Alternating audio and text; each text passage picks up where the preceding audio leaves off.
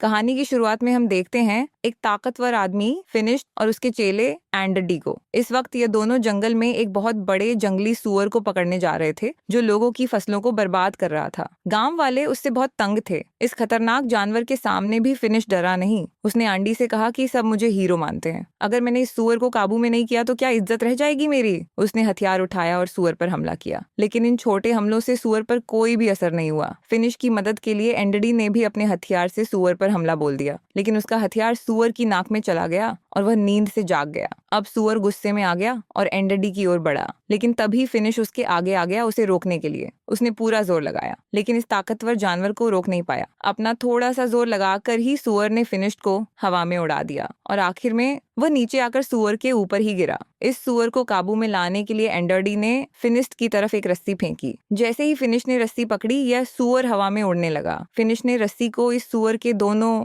पंखों और उसके सींग में बांध दिया, जिससे वो सूअर फिनिश के काबू में आ गया और फिनिश उसे अपने हिसाब से उड़ाने लगा। जल्द ही वो उसे उड़ाते हुए गांव में ले गया। जब गांव वालों ने देखा कि इतने बड़े जानवर को भी फिनिश अपने इशारों पर नचा रहा है, तो सब लोग उसके नाम की जय जयकार करने लगे। इन्हीं लोगों के बीच बाबा यागा नाम की एक जादूगरनी भी है। उसने फिनिश से कहा कि अगर तुम इतने ही ताकतवर हो तो साबित करके दिखाओ। उसके घर के आगे एक बड़ा पत्थर पानी को रोक रहा है, तो उसने फिनिश को पत्थर वहां से हटाने की चुनौती दी। फिनिश ने कहा कि मैं बहुत बड़ी बड़ी मुसीबतों का सामना कर चुका हूँ, और जादूगरनी ने उसे यह छोटा सा चैलेंज दिया है। वो अपनी बहादुरी के किस्से सुनाने लगा। याका ने कहा कि जब तक मैं अपनी आंखों से नहीं देखती मैं नहीं मानने वाली। ये सुनकर अब सब लोग हंस पड़े। फिनिश गुस्से में अपने घर चला गया। उसे याका पर बहुत गुस्सा आ रहा था, क्योंकि अब उसकी बहादुरी की तारीफ करने की बजाय लोग उसका मजाक उड़ा रहे हैं। अब वह अपनी ताकत को सबके सामने साबित करना चाहता था, जिससे लोग फिर से उसकी वाहवाही करने लगे। एंडरडी ने सलाह दी कि ऐसा करने का एक रास्ता है। सामने जो टावर है ना, ऐसा माना जाता है कि वहां एक राक्षस ने एक बेहद खूबसूरत लड़की को कैद कर रखा है, और वह लड़की एक राजकुमारी है। अगर तुमने उस राक्षस को मारकर राजकुमारी को आजाद कर दिया तो पूरी दुनिया में तुम्हारा नाम गूंजेगा। फिनिश ने तय कर लिया कि वह इस राक्षस से जरूर लड़ेगा। रात होते ही फिनिश और एंडरडी उस टावर की ओर निकल पड़े। वहां पहुंचकर उसने देखा कि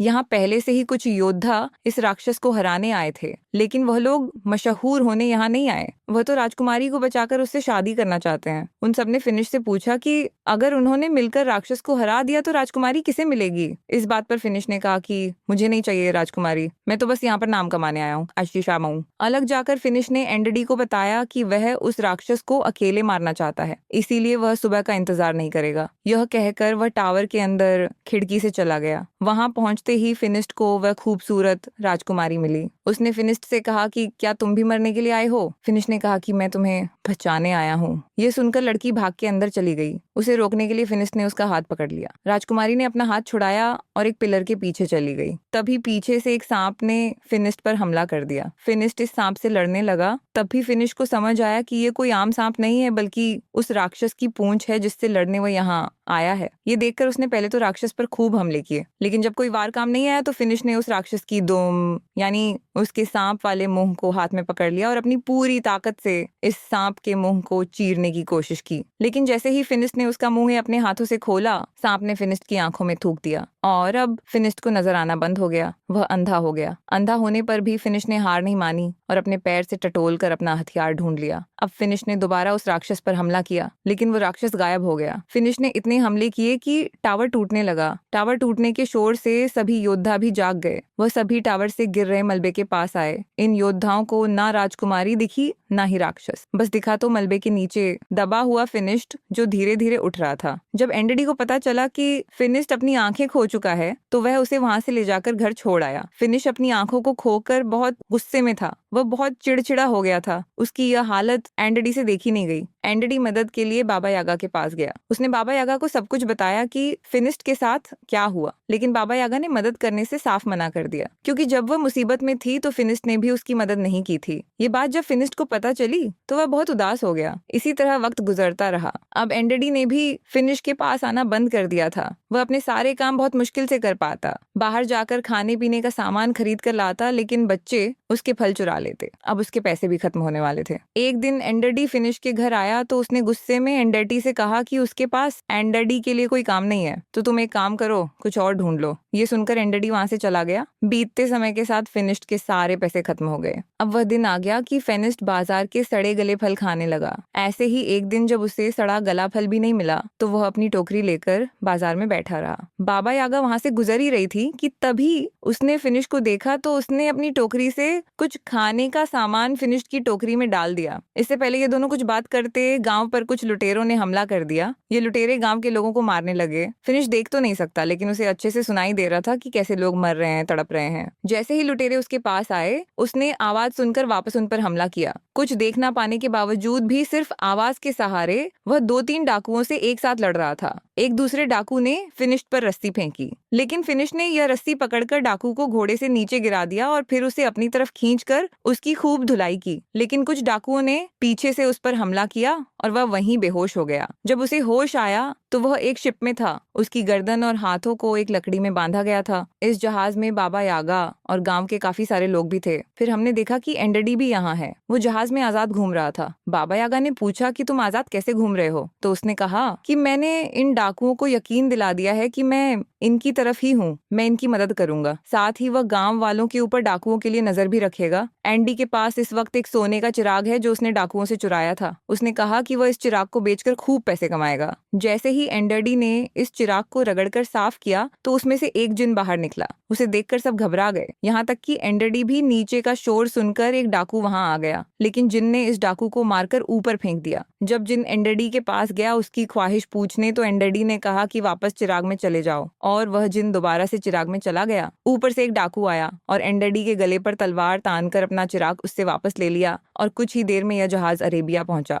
गांव से लाए हुए सभी लोगों को गुलाम के तौर पर बेचने के लिए खड़ा कर दिया गया। वहां एक नकाबपोश आदमी आया और उसने फिनिश्ड बाबा यागा और एंडरडी को खरीद लिया। वो उन्हें अपने महल में ले गया। वहां पहुंचते ही सभी लोग इतना बड़ा महल देखकर हैरान रह गए। इस महल में रोबोट काम कर रहे थे। हालांकि ये बहुत ही पुराना जमाना है। तभी उस आदमी ने अपने चेहरे से नकाब हटाया। उसने कहा कि हैरान मत हो, मैं एक साइंटिस्ट हूँ और ये सभी रोबोट उसी ने बनाए थे। इस आदमी ने बताया कि उसने और भी बहुत सी मशीनें बनाई हैं जिससे इंसानों का काम आसान हो सके। फिनिश ने इस आदमी को अपनी कहानी बताई कि कैसे वह पहले एक बहुत ताकतवर योद्धा था और अंधा होने के बाद उसकी जिंदगी नर्क हो गई। साइंटिस्ट ने कहा कि मैंने तुम्हारे और बाबा यागा के बारे में सुना है। ये आदमी गुलामों को खरीद कर उन्हें आजाद कर देता है। जैसे ही खाने का वक्त हुआ साइंटिस्ट ने अपने रोबोट से खाना मंगवाया। ये देखकर तो सब लोग बहुत इंप्रेस हो गए। इन सबको लगा कि यह कोई जादू है, लेकिन साइंटिस्ट ने बताया कि यह कोई जादू वादू नहीं है। मैं पिछले 500 साल से इनके ऊपर काम कर रहा हूँ। ये सुनकर याका हैरान हो गई और कहा कि तुम 500 साल से इतने जवान कैसे हो? इस पर साइंटिस्ट ने कहा कि मैंने एक ऐसा केमिकल तैयार किया था जिसे पीकर लोग हमेशा के लिए जवान बने रह सकते हैं। अब वो उन तीनों को अपनी लैब दिखाने ले गया।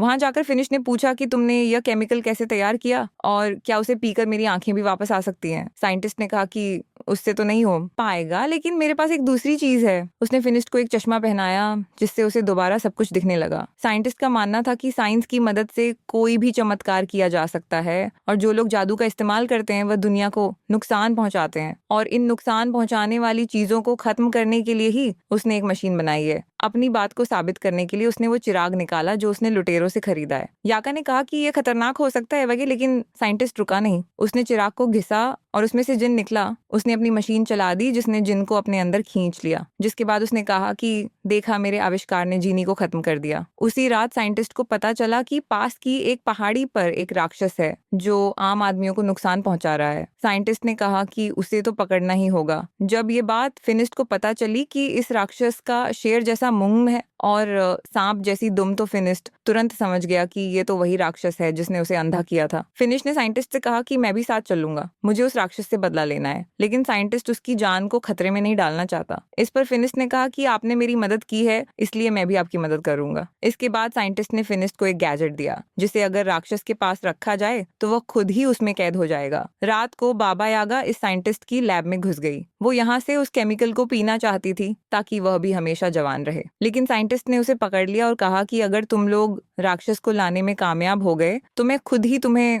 उस केमिकल का थोड़ा हिस्सा दे दूंगा। अगले दिन जब वो सभी लोग जाने के लिए तैयार हुए तो साइंटिस्ट ने उन्हें अपनी स्पेसशिप दिखाई जिसकी मदद से वह वहां बहुत जल्दी पहुंच सकते हैं। उसने उन सबको उसे चलाना सिखाया। जाने से पहले साइंटिस्ट ने कहा कि मुझे वो राक्षस जिंदा चाहिए। साइंटिस्ट ने फिनिश्ड के हथियार को भी बेहतरीन बना दिया था। अब उसमें एक बटन था जिसे दबाते ही वह सब किया जा सकता है जो एक मामूली हथियार पहले नहीं कर पाता। अब उन्होंने उस उड़न तश्तरी में बैठकर अपना सफर शुरू किया और जल्द ही यह लोग उस पहाड़ी पर पहुंच गए जहां वो राक्षस है। काफी देर तक ढूंढने के बाद आखिरकार फिनिस्ट को उस राक्षस के पांव के निशान मिल गए। वो निशान एक गुफा के अंदर जा रहे थे। फिनिस्ट ने साइंटिस्ट की मशीन इस गुफा के बाहर रख दी। फिनिस्ट जानता था कि उसे राक्षस को मारना नहीं है, सिर्फ कैद करना है। इसीलिए वह बड़े आराम से अंदर गया और अपने हथियार से राक्षस को ललकारा और फिर वह बाहर आ गया। जैसे ही वह बाहर आया तो उसका सर एक पेड़ से टकरा गया जिससे वह वहीं पर बेहोश हो गया। राक्षस भी गुफा से बाहर निकल आया। इससे पहले राक्षस फिनिस्ट को कुछ नुकसान पहुंचाता, बाबा यागा ने जल्दी से उस मशीन को एक्टिवेट कर दिया। उस मशीन के अंदर से बहुत सारी चेन बाहर आई और राक्षस को खींचकर अंदर ले गई। फिर यागा ने लीवर दोबारा से दबाया और मशीन बंद हो गई। कुछ ही देर में फिनिस्ट को भी होश आ गया और अब वह सब लोग मिलकर वापसी का सफर करने लगे। सफर बहुत लंबा था, इसीलिए यह लोग रात को बीच रास्ते में ही आराम करने लगे। रात को पिंजरे से फिनिस्ट को एक लड़की की आवाज सुनाई दी। वो पिंजरे को खोलने लगा। बाबा यागा ने उसे ऐसा करने से रोका लेकिन वो नहीं रुका। जब पिंजरा खुला तो अंदर वही राजकुमारी थी जो टावर के अंदर फिनिस्ट को मिली थी। बाबा यागा ने कहा कि इसका मतलब यह राजकुमारी ही वह राक्षस है। यागा ने कहा कि इसे बाहर निकालना काफी खतरनाक हो सकता है, लेकिन फिनिस्ट उनकी बात सुनने को तैयार ही नहीं था क्योंकि शहजादी पर उसका दिल आ गया था। जैसे ही फिनिस्ट ने राजकुमारी की तरफ हाथ बढ़ाया, बाबा आगा ने उसे धक्का दे दिया और पिंजरे को बंद कर दिया। राजकुमारी ने बताया कि मैंने तुम्हारा हाथ इसलिए नहीं पकड़ा क्योंकि मेरे ऊपर एक श्राप है। अगर कोई भी आदमी उसे छुएगा तो वह राक्षस में बदल जाएगी। राजकुमारी ने कहा कि मैं बुरी नहीं हूँ। वह तब तक किसी को नुकसान नहीं पहुंचाती जब तक सामने से कोई हमला ना करे, ताकि मेरी वजह से किसी को नुकसान ना हो। मैं तो यहाँ अकेली पहाड़ों में रहती हूँ, लेकिन इंसान उसे यहाँ भी जीने नहीं देते। इसके बाद हमने देखा कि साइंटिस्ट ने एक किसान की बिल्ली चुराई थी। किसान ने उसे भीख मांगी कि ये बिल्ली किसी का कोई नुकसान नहीं करती बल्कि फायदा ही करती होगी थोड़ा बहुत। दरअसल रात को इस बिल्ली से लाइट निकलती थी जिससे आसपास रोशनी हो जाती, लेकिन साइंटिस्ट ने किसान की बात नहीं सुनी। उसने बिल्ली को अपनी मशीन के नीचे रखा। ये मशीन किसी भी चीज की जादुई शक्तियों को खींच लेती है और इसी तरह इस मशीन ने बिल्ली की जादुई ताकत भी खींच ली और फिर बिल्ली को जादू से एक केमिकल में बदल दिया जिसे साइंटिस्ट ने अपनी तिजोरी में रख दिया। वहाँ राजकुमारी और फिनिश एक दूसरे से प्यार करने लगे थे। बाबा यागा और एंडडी इन दोनों को कैद करके साइंटिस्ट के पास ले जाने लगे। ये लोग जब साइंटिस्ट के महल में पहुंचे तो दूर खड़े होकर ही साइंटिस्ट को देखने लगे। उन्होंने देखा कि साइंटिस्ट ने एक जादुई परिंदे का सारा जादू खींच लिया और उससे बने केमिकल को अपने रोबोट्स में डाल दिया। इसका मतलब था कि यह रोबोट साइंस से नहीं बल्कि जादू की मदद से चल रहे हैं। वो इन सारे केमिकल्स को सभी जादुई चीजों से निकाल रहा है। इसके बाद बाबा यागा बहुत गुस्से में उसके सामने पहुंची। उसने कहा कि तुम झूठे हो, ये रोबोट कोई आविष्कार नहीं है बल्कि जादू से चलने वाले पुतले हैं, जिसका मतलब है कि तुम्हारी उम्र भी जादू से ही लंबी हुई है। वह जादू जो उस साइंटिस्ट ने मासूम जानवरों को मारकर हासिल किया है। ये सुनकर साइंटिस्ट को गुस्सा आ गया और उसने कहा कि मेरा सच जो भी जान जाए वह जिंदा नहीं बचता। इसके बाद बाबा यागा और एंडडी डरकर वहां से भागने लगे। बाबा यागा ने फिनिश्ड और शहजादी को भी आजाद कर दिया क्योंकि वह जान गई थी कि यह साइंटिस्ट इस राजकुमारी के साथ भी यही करेगा। राजकुमारी ने बताया कि वह साइंटिस्ट को जानती है, वह काफी समय से उसके पीछे पड़ा है। तभी साइंटिस्ट भी वहां पहुंच गया। उसने अपने सारे रोबोट्स को इकट्ठा कर लिया ताकि उनमें से कोई भी भाग ना पाए और फिर राजकुमारी के अंदर से भी उसके जादू को अपनी मशीन से खींचने लगा। फिनिश ने उसे बचाने की कोशिश की लेकिन वह बंधा हुआ था। वो उसे बचा तो नहीं सकता था, लेकिन उसने राजकुमारी का हाथ पकड़ लिया ताकि वह राक्षस में बदल जाए। राक्षस बनते ही राजकुमारी ने अपनी जंजीरें तोड़ दी और वहां से भाग गई। मौका पाकर बाबा यागा और फिनिश्ड भी वहां से बच निकले, लेकिन साइंटिस्ट के आदमी उनके पीछे लग गए। बाबा यागा ने उनसे बचने के लिए अपने जादू का इस्तेमाल किया। उसने तरबूज के बीज उन पर फेंके